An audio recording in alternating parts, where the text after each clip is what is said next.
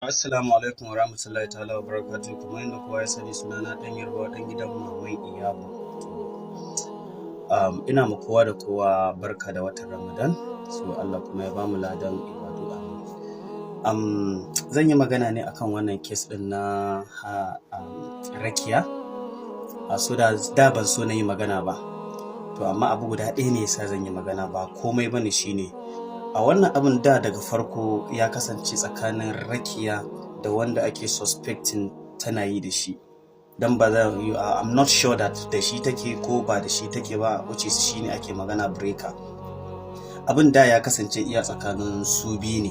To amma abin yanzu kuma naga yana so ya kasance tsakanin kasashe guda biyu, which is Nigeria da Niger. Ban san me yasa mutane kuke so kuma da wannan abun kuma ya kasance haka ba.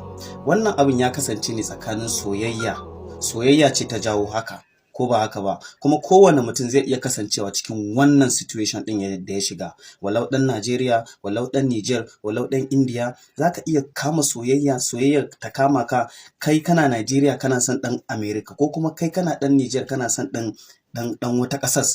To shikenan kawai dan wani kasa ya cuce ka ko ya ha'ince ka, kawai sai ka zo kai mai da abun na kasashe ka jam'u gabaki daya, yan kaza, yan Najeriya kaza da kaza.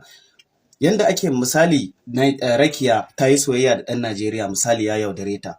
A misali, yan Najeriya kuma nawa ne suka yi soyayya da yan Niger waɗanda ba a san su ba suka yaudare su, ko kuma yan Najeriya nawa ne suka yi soyayya da yan Niger aka yaudare su, ko kuma yan Niger nawa ne suka soyayya da yan Najeriya suka yaudare su. You don't know, kawai saboda waɗannan celebrity ne. Akwai wadda ta naji tana magana, mu yan Najeriya ban mun raina shugabanninmu ko kuma mun yi kaza da kaza. To kowane gari, kowace jiha, kowane ƙasa akwai ɓata gari, akwai kuma masu kyau. Haka walau Niger ma akwai waɗanda dole suna zagin shugaban, ba sa jin daɗin mulkin shugabannin ƙasanku, ko ba haka ba. To wannan abun bai kamata a ce, ni dai a matsayina na ɗan Najeriya ba na faɗa da ɗan Niger, ba na faɗa da ɗan kowane ƙasa, ni kowa nawa ne. Kuma duk Najeriya muna shiga Niger mai kasuwanci, haka 'yan Niger suna shigowa Najeriya still su yi kasuwanci, dukanmu muna cin arzikin juna.